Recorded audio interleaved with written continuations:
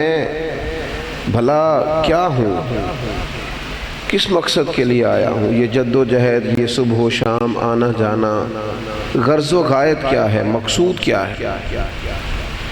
اگر مقصد حیات نصیب ہو جائے، مقصد زندگی نصیب ہو جائے تو زندگی خوشگوار ہو جائے۔ جو لوگ بے مقصد جیتے ہیں نا، وہ لوگ بے چین، بے قرار، بور پریشان اور تکلیف میں وقت گزارتے ہیں۔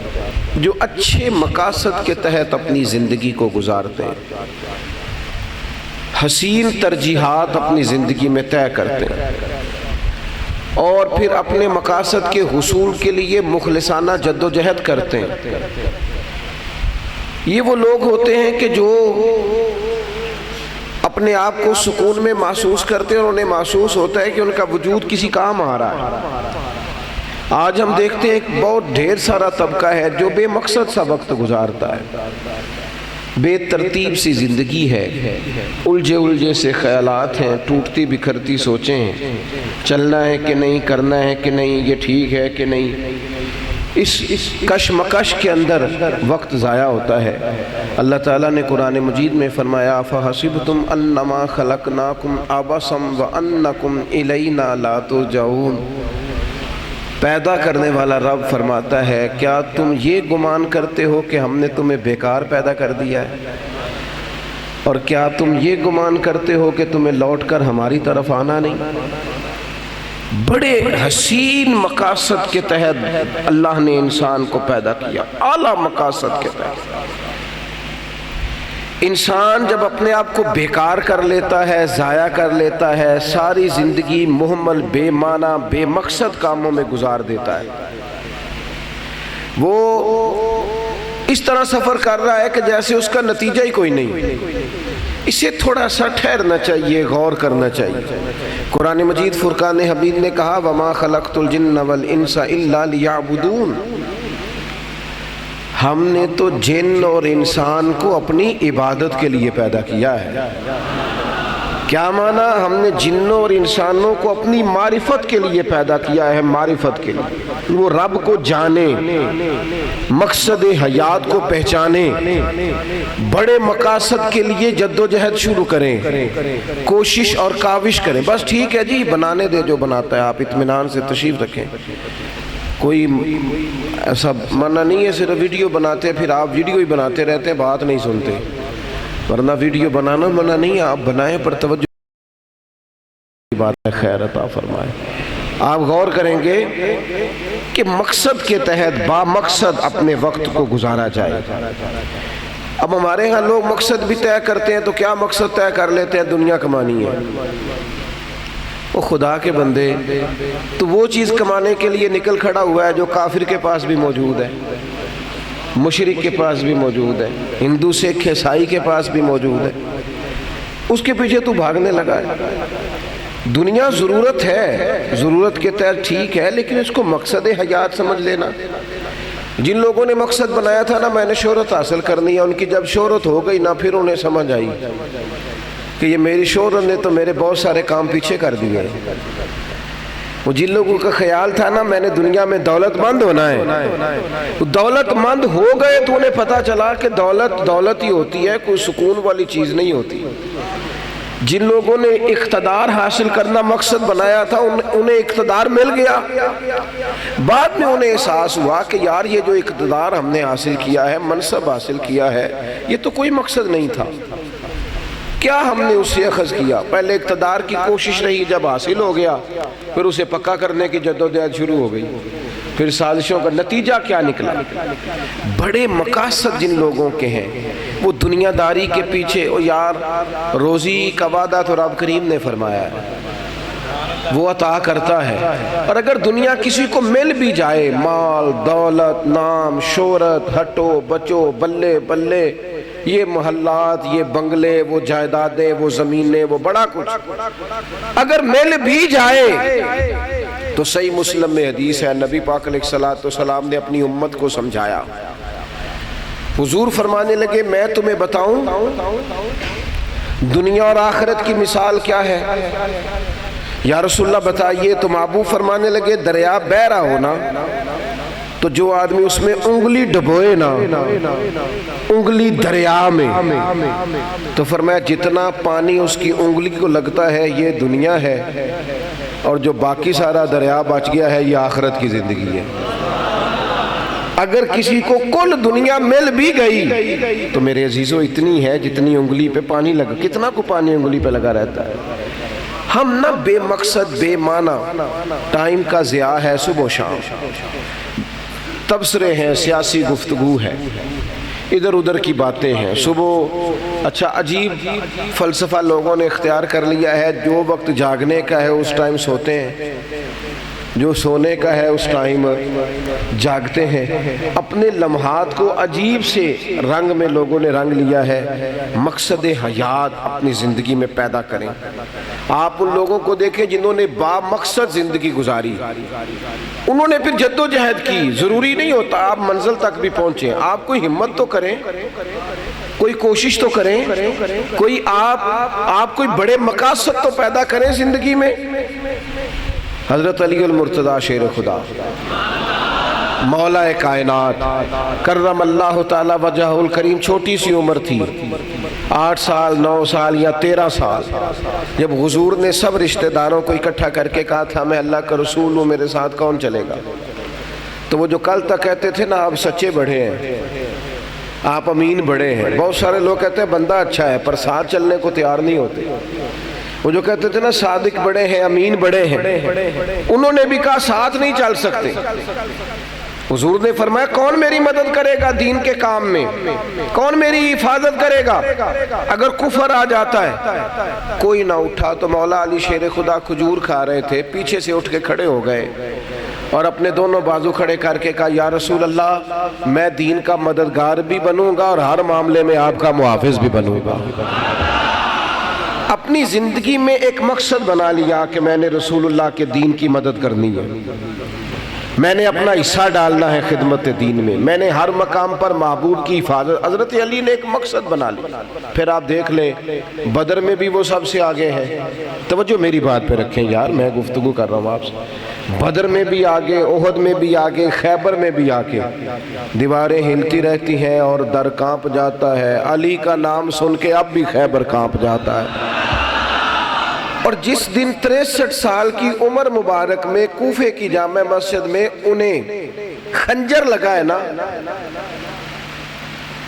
تو پتہ ہے جب کوئی بندہ زخمی ہوتا ہے تو وصیت کرتا ہے، کوئی بات کرتا ہے، کسی کو بلاتا ہے، تو حضرت علی شیر خدا کو خنجر لگا تو پتہ کیا کہنے لگے؟ کہنے لگے لو بھائی رب کعبہ کی قسم میں کامیاب ہو گیا ہوں، میں نے ایک مقصد بنایا تھا، وہ اس مقصد کے کام آ گئی میری زندگی، میں کامیاب ہو گیا، میں اپنا مقصد پا لیا، میں کامیاب ہوا۔ اپنی زندگی میں مقاصد بنائیں، اپنی زندگی میں کچھ کریں، کچھ حصول خیر جمع کریں، کچھ آگے بڑھیں، کچھ جد و جہد کریں۔ وہ بیٹھے ہوئے ہیں 15-20 لوگ، وہ بیٹھ کے گفتگو کر رہے ہیں، فلانا کچھ نہیں کر رہا، فلانا کچھ نہیں کر رہا، فلانا کچھ نہیں کر رہا، بھائی ان کو چھوڑیں، آپ یہ بتائیں آپ کچھ کر رہے ہیں؟ آپ کے ذمے وہ ہمارے چوکوں چوراہوں میں ایک کھڈا بن جاتا ہے جس سے ہر گاڑی والے کو تکلیف ہوتی ہے، ٹائر اس میں پڑتا ہے، سب کو گاڑی کے اندر بیٹھ کے ہر بندہ تبصرہ کرتا ہے دیکھو جی گورنمنٹ کام نہیں کرا رہی، دیکھو جی کھڈا نہیں، بھائی یہ تو 10 منٹ کا کام ہے، آپ ذرا گاڑی سائیڈ پہ کریں، ایک کئی پکڑیں، ایک دھبڑا لے لیں گے تو ابھی ٹھیک ہو جانا تھا، لیکن چونکہ مزاج تبصروں کا ہے، کام کرنے کا نہیں، طبیعت گفتگو کی ہے، طبیعت دوسروں پر تنقید کی ہے، کچھ نہ کرنا ہماری طبیعت کا حصہ بنتا جاتا ہے۔ اپنی زندگی کو بامقصد بناؤ، اس سے کوئی کام لو۔ اور پھر جو ہم نے مزاج آج کل بنایا ہے، میری فوٹو آ جائے تو میرا نام آ جائے تو 2 لوگ مجھے بھی جان لیں تو کچھ میرا بھی ذکر ہو جائے تو نمبر آ جائے، نمبر ویڈیو میں آ جاؤں، کوئی تھوڑا سا پتہ چل جائے میں بھی ہوتا ہوں، اس سے کیا ہوگا؟ کیا نتیجہ نکلے گا؟ کیا کامیابی ہاتھ آئے گی؟ نوجوانوں ہمت کر کے جد و جہد کر کے آگے بڑھنا، کوشش کرنا۔ امام بخاری نے ٹھان لی تھی کہ میں نے جا کے اپنے رسول پاک کی حدیثیں جمع کرنی ہے، پھر ان کا ایک مزاج تھا، ایک ان کی طبیعت تھی، انہوں نے پھر مہینوں کے سفر کیے، پیدل گئے، گلی گلی گئے، اور ذہن بنایا کہ میں نے اپنے نبی پاک کی باتوں کو جمع کرنا ہے۔ کسی جگہ حکم نہیں دیا حضور نے کہ اس طرح کرنا، لیکن امام بخاری کا اپنا جذبہ ہے نا، وہ جب بھی کوئی حدیث لکھنے بیٹھے پہلے تو انہیں پتا چلا کہ وہ یہاں سے 500 میل دور ایک بندہ حضور کی حدیث اس کے پاس ہے، پیدل یا گھوڑے پر یا اونٹ پر وہ بیٹھ کر گئے، پھر وہاں سے وہ حدیث لکھ کر لائے، اور جب لا کے وہ کتاب میں درج کرنے لگے تو پہلے انہوں نے غسل کیا، پھر خوشبو لگائی، پھر درود و سلام پڑھا، اپنی زندگی لگا دی حضور کی باتیں جمع کرنے، اپنی عمر ساری اس میں لگا دی۔ امام اعظم ابو حنیفہ رحمۃ اللہ علیہ نے دیکھا کہ امت کو فقہ کی ضرورت ہے، انہیں کتاب و سنت کی روشنی میں مسائل حل کر کے دینے ہیں، آنے والے جدید مسائل کو کس طرح حل کرنا ہے، تو امام صاحب نے اپنی زندگی لگائی اس پہ، وہ کام کر کے دیکھا۔ یہ ابھی ماضی قریب میں دیکھیں، 100 سال پہلے اعلیٰ حضرت بریلوی ارادہ بنایا تھا حضور کی امت کو دین بتانا ہے، نہ اپنی پریس ہے، نہ اپنے پاس ٹیم ہے، نہ کوئی بہت بڑے لوگ بیٹھے ہیں، اکیلے ہیں فاضل بریلوی، لیکن اکیلے بیٹھے ہیں، 1000 کتاب لکھ ڈالی انہوں نے، سبحان اللہ، 1000 کتاب لکھ دی۔ کوئی جذبہ ہے، کوئی جد و جہد ہے، کچھ کرنا ہے۔ ہمارے بچے کچھ کرنا نہیں چاہتے، صرف تبصرے کر، زیادہ سے زیادہ پوچھو نا آپ کیا کرنا چاہتے ہیں، بیٹا کیا کرتے ہو؟ وہ کہتے ہیں میں نے کاغذ جمع کرائے، باہر جانا ہے۔ او بھائی جب جاؤ گے تب چلے جانا، یہاں تو کچھ کرو نا، اپنے آپ سے کوئی کام تو لو نا، کوئی ڈیوٹی تو کرو نا، کوئی ہمت تو کرو، کچھ کام شروع کرو۔ آپ اپنی زندگی کے اندر 5 نمازیں پابندی سے پڑھو، پھر اس میں اور کچھ اللہ تعالیٰ موقع دے تو تہجد میں اٹھنا شروع کرو، پھر رب کریم اور موقع عطا کرے تو اشراق چاشت پڑھو، پھر اللہ موقع دے تو قرآن مجید کی تلاوت ساتھ شروع کرو۔ آپ دیکھو صحابہ کرام علیہم رضوان کے اندر مزاج کیا تھا۔ حضرت عبداللہ ابن عباس نوجوان تھے، چڑھتی جوانی تھی، ایک دن ان کو شوق آیا کہ نبی پاک کی جو محبت ہے نا وہ صحابہ کی اولادوں کو گٹی میں ملی ہوئی تھی۔ حضرت عبداللہ ابن عباس کا خیال ہوا کہ میں حضور کی کوئی خدمت کروں۔ کچھ کام ایسے ہوتے ہیں، کچھ لوگ ایسے ہوتے ہیں جو خدمت سے بھی بڑا صلہ حاصل کر لیتے ہیں۔ حضرت عبداللہ ابن عباس حضور کے گھر میں تشریف فرما تھے، حاضر تھے، بچے تھے، تو فرماتے میں نے نا نبی پاک کے لیے وضو کا پانی رکھا۔ سرکار نے کہا یہ پانی کس نے رکھا ہے؟ کہا جناب عبداللہ ابن عباس نے۔ تو چچا کے بیٹے تھے، حضور نے بلایا، فرمایا پانی آپ نے رکھا ہے؟ حضور میں نے چاہا آپ کے وضو کے لیے پانی رکھوں۔ تو جناب عبداللہ ابن عباس کہتے ہیں حضور خوش ہو گئے، مجھے سینے سے لگایا اور میرے لیے دعا کی، اے اللہ اسے دین کی سمجھ عطا فرما۔ ان کو نے ایک مقصد مل گیا، میں نے اب دین سمجھنا ہے۔ انہوں نے اپنی زندگی اس پہ لگا دی پوری۔ ان کی عمر ذرا چھوٹی تھی جب سرکار کا وصال ظاہری ہوا۔ حضرت عبداللہ ابن عباس ایک ایک صحابی کے دروازے پہ گئے، جن کے پاس انہیں پتہ چلتا نا حضور کی چند حدیثیں، ان کے دروازے پہ چل کے جاتے۔ یہ نہیں کہا کہ میں خاندان نبوت کا فرد ہوں، میں حضور کا چچا زاد ہوں، ایک مقصد بنا لیا۔ بلکہ حضرت ابی بن کعب رضی اللہ تعالیٰ عنہ کا گھر جو تھا نا اس کا دروازہ صحرا میں کھلتا تھا۔ حضرت عبداللہ ابن عباس کیا کرتے، ان کے گھر کے باہر جا کے دروازے پر بیٹھ جاتے، اور مزاج اس طرح کا تھا کہ استاد کو تکلیف نہیں دینی، دستک نہیں دینا دروازے۔ جب وہ اپنی مرضی سے باہر آئیں گے تو میں کہوں گا مجھے حضور کی حدیثیں پڑھا دیں، خود دستک نہیں دینی۔ دروازے پہ لیٹے ہوتے، فرماتے کئی دفعہ یوں بھی ہوتا کہ میں تھک جاتا تو میں لیٹ جاتا، اور جب ٹھنڈی ہوائیں مدینہ چوم کے گزرتی تو کچھ ریت بھی اڑتی، میرے بالوں میں پڑ جاتی، پر میں لیٹا ہوں۔ مقصد ہے نا، ایک مقصد ہے کہ محبوب کی باتیں جمع کرنی ہے، کچھ طے تو کیا نا زندگی۔ آپ فرماتے حضرت ابی بن کعب باہر تشریف لاتے اور کہتے ہو میرے محبوب کے چچا کے بیٹے، آپ بتاتے کیوں نہیں کہ آپ دروازے پہ ہیں؟ تو فرماتے نا استاد کا احترام یہی ہے کہ انہیں تکلیف نہ دی جائے، وہ مرضی سے آئیں گے اور دین بتائیں گے۔ انہوں نے احادیث جمع کی، انہوں نے قرآن مجید کو سمجھا، اس پر تدبر کیا، غور کیا، فکر کی، ایک مقصد بنایا کہ میں نے حضور کا دین سمجھنا ہے۔ فرماتے ہیں کہ پھر ایک وقت آیا کہ جب حضرت عمر شورا کی میٹنگ بلاتے تھے نا، بڑے بڑے لوگوں کی، کبار صحابہ کی جب میٹنگ بلاتے تھے، تھوڑی آواز کھول دیں اور ایکو کم کر دیں، جب کبار صحابہ کی میٹنگ ہوتی تو جناب عمر جہاں بڑے بڑے بزرگ صحابہ کو بٹھاتے، ان کے بیچ حضرت عبداللہ ابن عباس کو بھی بٹھاتے، ایک کالی سیاہ زلفوں والا نوجوان اور بڑے بڑے صحابہ کے بیچ۔ لیکن چونکہ انہوں نے ایک کام تو کیا نا، کچھ سیکھا تو صحیح نا، کچھ جدوجہد تو کی نا، کوئی کسی کام تو لگایا اپنے وقت کو۔ ایک دن لوگوں نے پوچھا حضرت عمر سے کہ آپ اس کالی زلفوں والے نوجوان کو بڑا سامنے بٹھاتے ہیں، تو جناب عمر نے بھی چاہا کہ میں ذرا لوگوں پر ظاہر تو کروں کہ یہ بندہ کتنا با مقصد ہے، کتنا قیمتی ہے۔ آپ نے نا قرآن مجید کی سورہ نصر کی تلاوت کی، صحابہ کے بھی سورہ نصر پڑھی، اذا جاء نصر اللہ والفتح، جب اللہ کی مدد آئی اور فتح حاصل ہو گئی، وَرَأَيْتَ النَّاسَ يَدْخُلُونَ فِي دِينِ اللَّهِ أَفْوَاجًا، آپ دیکھیں گے لوگ فوجوں کے فوجیں دین میں داخل ہو رہے ہیں۔ آپ نے یہ سورہ مبارکہ تلاوت کی تو صحابہ سے پوچھا اس کی تفسیر کیا ہے؟ کسی نے کوئی تفسیر بیان کی، کسی نے کوئی تفسیر بیان کی، بڑے لوگ تھے جس نے بھی بیان کی، عمدہ ہی بیان کی۔ حضرت عمر نے سب سے سننے کے بعد حضرت عبداللہ ابن عباس سے فرمایا اب آپ اس کی تفسیر بیان کریں۔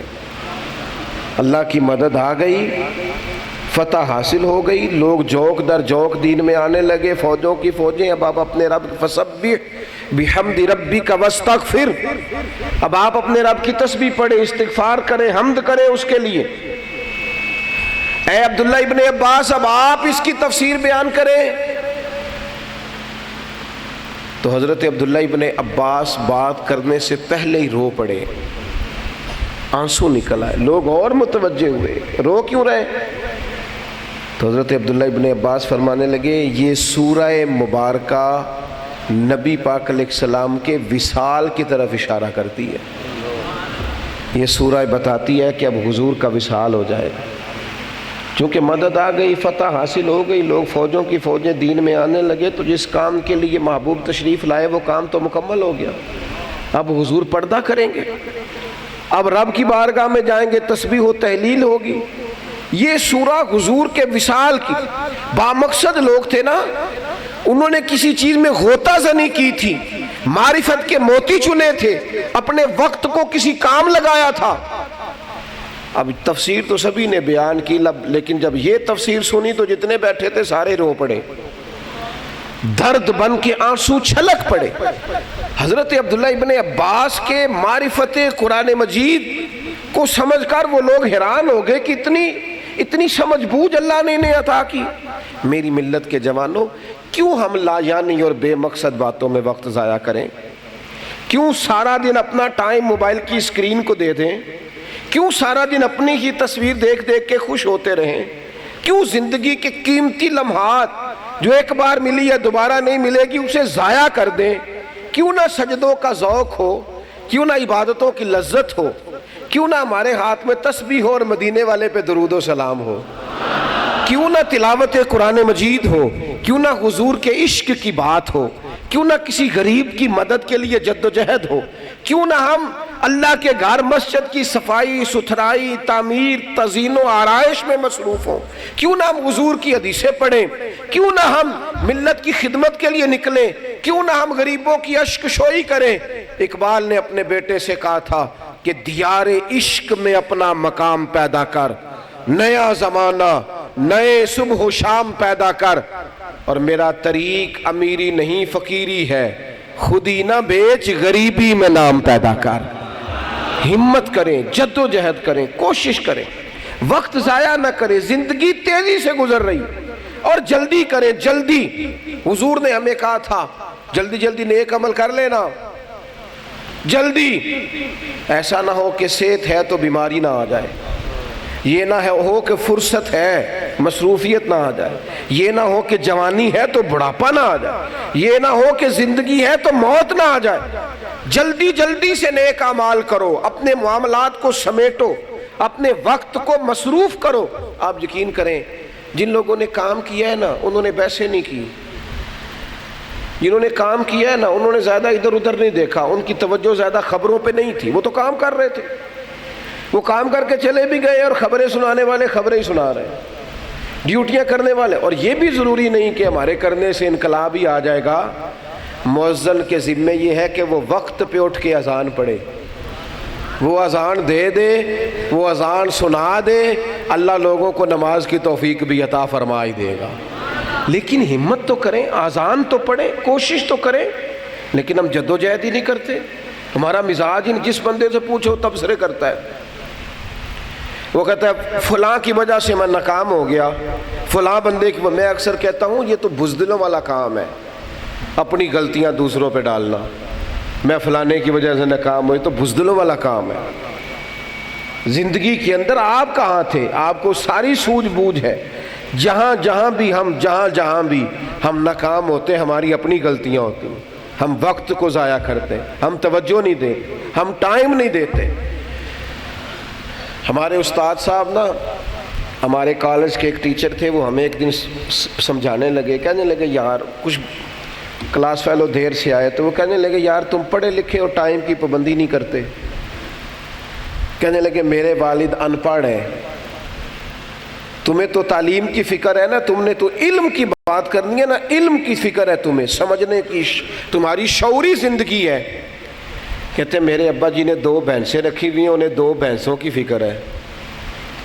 لیکن کمال بات ہے نا کہ دنیا ساری سوئی ہوتی ہے اور وہ اٹھ کے صبح اپنی بھینسوں کے پاس پہنچ بھی جاتے ہیں۔ تو تم تعلیم کے علم کے میدان میں کام کر رہے ہو اور سویرے 9 بجے تک اٹھتے نہیں، اور جس کو 2 بھینسوں کی فکر ہے پھر کیا کہا جائے؟ تمہیں ان پڑھ کہا جائے، اسے سمجھدار نہ کہا جائے جس سے 2 بھینسوں کی فکر ہے اور تہجد کے وقت چلا جاتا ہے۔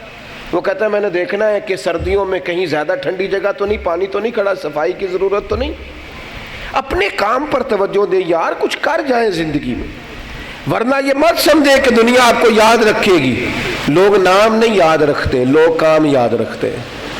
جو کام کرتا ہے وہ یاد رہتا ہے۔ آپ کہیں بڑے سمارٹ ہوتے ہیں تو تختیاں لگی رہیں گی، تختیاں تو بدل جاتی ہیں، حکومتیں بدلی تو تختیاں بھی بدل گئی۔ اگر آپ باصلاحیت ہیں، اگر آپ سمجھدار ہیں، اگر آپ باشعور ہیں، اپنے وجود سے کوئی کام لیں۔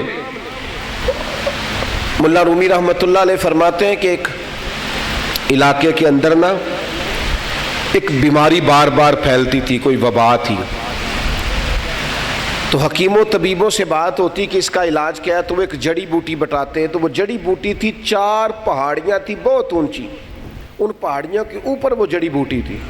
اب وہاں چڑھا ہی نہیں جا سکتا تھا، جو چڑھتا پھسل جاتا، لیکن لوگ بڑے بیمار تھے۔ ایک بندہ کہنے لگا یار کب تک ہم اپنے لوگوں کو اسی طرح بیمار پریشان مرتا دیکھیں گے، اگر وہاں علاج ممکن ہے تو اس تک پہنچنا چاہیے۔ اس نے ہتھوڑا پکڑا، میری بات کی سمجھ آ رہی ہے؟ اللہ کرے آپ کو سمجھ آئے، آمین تو کہہ دیں۔ اللہ کرے ملت کے جوانوں کو سمجھ آ جائے۔ اس نے اکیلے بندے نے ہتھوڑا پکڑا، اس نے ایک پہاڑ کاٹنا شروع کر دیا۔ لوگ کہنے لگے یہ کیا کر رہے ہو؟ کہنے لگا رستہ بنا رہا ہوں۔ انہوں نے کہا پاگل ہو گیا ہے، یہ تو رستہ بن ہی نہیں سکتا، پہاڑ ہی بڑا اونچا ہے۔ اس نے کہا یار چلو ساتھ نہیں دے سکتے تو حوصلہ تو نہ توڑو میرا، تم تو حوصلہ توڑ رہے ہو، اور میرا حوصلہ تو نہ توڑو، مجھے جدوجہد کرنے دو، آگے بڑھنے دو۔ جو بھی آتا نا حوصلہ شکنی کرتا، لیکن وہ بندہ بڑھ رہا ہے، آگے جا رہا ہے۔ اللہ اکبر۔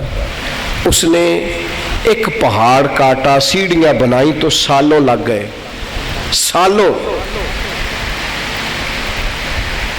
اب دوسرا پہاڑ کاٹنا شروع کیا، پھر سالوں لگ گئے۔ 2 پہاڑ بھی نہیں پورے کاٹ سکا تھا کہ موت کا وقت آ گیا۔ اب لوگ تانے دینے والے اس کے پاس آئے کہ کیا حاصل ہوا، تو نے کیا کمایا، کاٹ تو سکا نہیں، نتیجہ کیا نکلا؟ موت کا وقت آ گیا اور ابھی 2 پہاڑ کٹے ہیں، 2 باقی ہیں۔ وہ کہنے لگا تم بیوقوف ہو، میں الحمدللہ کامیاب ہو گیا ہوں۔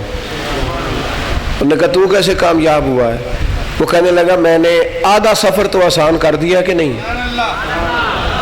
اب جو میرے بعد آئے گا نا سفر شروع کرے گا، وہ صفر سے نہیں شروع کرے گا۔ میں نے 50% سفر آسان، ہم نہ 50% کرنے کو بھی تیار نہیں، ہمارا مزاج نہیں۔ ہمارے بزرگوں کا یہ طریقہ تھا کہ وہ کہتے تھے میں اپنے حصے کی ڈیوٹی کروں گا، میں اپنے حصے کی جد و جہد کروں گا، میں کوشش کروں گا، میں ہمت کروں گا، میں آگے بڑھوں گا۔ ملت کا جوان سارا دن فارغ گھومتا ہے، وہ تبصروں میں وقت گزارتا ہے، وہ کہتا ہے فلانا کام کرے، بھائی تو کیوں نہیں کرتا؟ اور اگر تو کہتا ہے میں کمزور ہوں، میری کون سنے گا، تو یہ تیری بھول ہے، تو ہمت کر۔ بندہ ہمت کرتا ہے، باقی کام کو ابلاغ اور کام کو پھیلانا یہ رب کریم کے دست قدرت میں ہے۔ ہم جد و جہد نہیں کرتے، ہمارا وقت ضائع ہوتا ہے، نتیجہ کیا نکلتا ہے؟ موت کا وقت آ جاتا ہے، پچھتاوے لے کے دنیا سے چلے جاتے ہیں، کاش کاش بولتے ہی دنیا چھوڑ جاتے ہیں۔ آپ دیکھیے لوگوں نے کتنی جد و جہد کی، اور کوئی کام بھی، میرے نبی پاک صلی اللہ تعالی علیہ وسلم نے فرمایا جو رستوں سے تکلیف دہ چیز کو دور کر دے گا اللہ اسے بھی صدقے کا ثواب عطا کرے گا۔ راہ چلتے ہوئے جو چیزیں تکلیف دیتی ہیں وہ تکلیف دہ چیزیں دور کر دے، بس اس پر بھی اللہ صدقے کا ثواب دے دے گا، لیکن ہم اس کے لیے بھی تیار نہیں ہوتے۔ اپنی زندگی سے، اپنے معاملات پر غور کریں، اپنے آپ سے کوئی کام لیں۔ میں آج چونکہ ختم شریف کا چہلم کا موقع ہے، تو یہ بچہ چھوٹا تھا جو دنیا سے رخصت ہو گیا۔ دنیا میں آنے کی ترتیب ہوتی ہے کہ پہلے دادا آئے گا، بیٹا آئے گا، پھر پوتا آئے گا، جانے کی کوئی ترتیب۔ ہم کس بات کا انتظار کر رہے ہیں؟ بوڑھے ہو جانے کا، معاذ اللہ بیمار ہو جانے کا، فرشتہ اجل کے آ جانے کا، کس بات کے منتظر ہیں؟ ہمارے پاس ہمت ہے، طاقت ہے، صحت ہے، کوئی کام کیا جائے۔ بس ایک بات ذہن میں رکھنی ہے، کام با مقصد کرنا ہے، بے مقصد۔ بہت سارے لوگ محنت کیے جاتے پر کرتے بے مقصد ہے۔ با مقصد کام بے مقصد نہیں۔ حضور علیہ السلام نے فرمایا خوبصورت مسلمان وہ ہے جو بے مقصد باتوں کو چھوڑ دے۔ فضول کا، وہ ہارون رشید بیٹھے تھے نا، تو ایک شخص آیا، اس کا نشانہ بڑا ٹھیک تھا، اس نے آ کے کہا بادشاہ میں کرتب دکھاؤں گا، آپ سے انعام لوں گا۔ کہا دکھاؤ۔ کچی دیواریں ہوتی تھی، اس نے ایک سوئی پھینکی تو دیوار میں جا کے لگی، دوسری سوئی پھینکی تو وہ پہلی والے کے سوراخ میں، جو پیچھے سوراخ نہیں ہوتا دھاگا ڈالنے والا، نکا جس کو کہتے ہیں، اس میں جا کے وہ لگی، تیسری پھینکی تو دوسری میں جا کے لگی، 12 سوئیاں۔ اس طرح اس نے نشانہ لگایا کہ لوگ دنگ رہ گئے، پورا حال واہ واہ سے گونج اٹھا، لوگوں نے 100 200 400 انعام دینا شروع کیا۔ اس کا خیال تھا ہارون رشید بیٹھا ہے تو بڑا انعام ملے گا۔ بادشاہ کی طرف دیکھ کے کہنے لگا میرا انعام، تو بادشاہ کہنے لگا اس کو پکڑو، باہر لے جا کے ستون کے ساتھ باندھو اور 80 کوڑے مارو۔ اس نے کہا یار کمال ہو گئی ہے، میرا خیال تھا بہت بڑا انعام ملے گا، تو کوڑے مروا رہا ہے، وجہ؟ تو بادشاہ کہنے لگا وجہ یہ ہے کہ اللہ نے تجھے دیا ہے اور تو مداریگر بن گئے، کیا تو نے اپنی زندگی سے کمایا؟ اللہ نے اتنی سونی آواز دی نعت پڑھنے کو، اس نے نعت بیچنی شروع کر دی۔ اللہ نے سونی آواز دی قرآن پڑھنے کو، اس نے معاذ اللہ آواز بیچنی شروع کر دی۔ کہتے میں 40,000 تقریر کا لیتا ہوں۔ او خدا کے بندے، اور بھی تو بڑے لوگ ہیں نا، تو یہ دیکھ کہ خدا کا فضل ہے کہ تیری بات سنی جاتی ہے، اس فضل پر تو تیری گردن جھک جانی چاہیے تھی، تیری اکڑ گئی ہے، تجھے تو عاجزی دکھانی چاہیے تھی، اور تو کہاں پہنچ گیا ہے؟ ہارون رشید کہنے لگے اسے کوڑے مارو، اللہ نے اتنی بڑی صلاحیت دی ہے، اس نے کہاں لگا دی ہے صلاحیت؟ 10 روپے اکٹھے کر رہا ہے۔ تو بندہ کہنے لگا بادشاہ معاف کر دو، مجھے بتاؤ میں کیا کروں؟ تو بادشاہ کہنے لگا تیرا نشانہ تگڑا ہے، میں تجھے فوج میں بھرتی کروں، یہ جو اللہ نے صلاحیت دی ہے اسے دین کے کام لگا، یہ نشانہ رب اور رسول کے دشمنوں پہ لگا۔ ہاں میدان میں با مقصد محنت کریں. بے مقصد محنت کچھ لوگ ایسا سفر کر رہے ہیں جس کا نتیجہ ہی کوئی نہیں, نتیجہ ہی کوئی نہیں. اپنی زندگی کو با مقصد بنائیں, ایام کو شمار کریں. اللہ کے رسول صلی اللہ تعالی علیہ وسلم نے فرمایا ہے کہ جب صبح سورج طلوع ہوتا ہے تو دن اعلان کرتا ہے کہ میں آج آیا ہوں, آج کے بعد دوبارہ نہیں آؤں گا, اگر کچھ کرنا ہے تو کر لو. آج آیا ہوں, آج کے بعد دوبارہ. آج اس کا جو کام رہ گیا سو رہ گیا. دوستو کیوں نہ اپنے لیے کچھ جمع کریں. مجھے ایک بزرگ کی بات بڑی اچھی لگی. وہ کوئی ایسا کوئی خانقاہی تعارف رکھنے والے بزرگ نہیں, ویسے سیانے بندے بزرگ آدمی. میں نے ان سے کہا کہ آپ بڑے مجھے اچھے لگتے ہیں, سنجیدہ فکر ہے, کوئی بات ہی بتائیں. تو کہنے لگے میں نے اپنی زندگی خادم بن کے گزاری ہے, مخدوم نہیں. زندگی خادم, مجھے مخدوم بننے کا شوق نہیں آیا. میں نے کہا کیا مطلب؟ کہنے لگے پہلے خدمت کی ہے ماں باپ کی, اللہ نے موقع دیا تو جہاں تک ہمت تھی بہن بھائیوں کی, پھر خدمت شروع کر دی بیوی بچوں کی. کہتے ہیں اب اللہ نے توفیق دیا تو پوتے بڑے ہو گیا تو میرا دل کرتا ہے ان کے بیاہ بھی میرے خرچے بھی ہو جائے. اپنی زندگی میں نے خادم بن کے گزاری ہے, مجھے مخدوم بننے کا کبھی شوق. یہاں چونکہ علماء بیٹھے, ایک بہت بڑے عالم تھے علامہ عبد المصطفیٰ زرعی صاحب رحمۃ اللہ علیہ, شیخ الحدیث جامعہ امجدیہ کے. وہ کہا کرتے تھے میرے ہزاروں شاگرد ہیں اور ہزاروں چاہنے والے ہیں, پر اللہ کا شکر ہے میں اپنے جوتے خود اٹھا لیتا ہوں. مجھے یہ والا چسکا نہیں لگا کہ میں یعنی بے مقصد کاموں میں اپنے آپ کو الجھا دینا, اس کا کوئی معنی نہیں ہے. آج میں نے اور آپ نے آج سے ہی, ابھی سے ہی تھوڑا سا نا موبائل کی سکرین دیکھنی کم کریں. ضرورت کے لیے ٹھیک ہے, زیادہ نہیں. تھوڑا سا نا ادھر ادھر گھومنا کم کریں, تھوڑا فضول گفتگو میں وقت ضائع کرنا کم کریں. اپنے معاملات کو مرتب کریں, اپنا سجدے سے دل لگائیں, اپنا مسجد کے ساتھ پیار کریں, اپنا درود و سلام کے ساتھ اپنی طبیعت کو وابستہ کریں, اپنے معاملات پر توجہ کریں. اللہ تعالیٰ مجھے آپ کو ہم سب کو سمجھنے کی توفیق. اطمینان سے بیٹھیں جی, اطمینان سے, چونکہ ختم شریف ہے. ایک دفعہ سورہ فاتحہ پڑھیں, 3 دفعہ سورۃ اخلاص پڑھیں, اول آخر ایک دفعہ درود پاک پڑھیں. سارے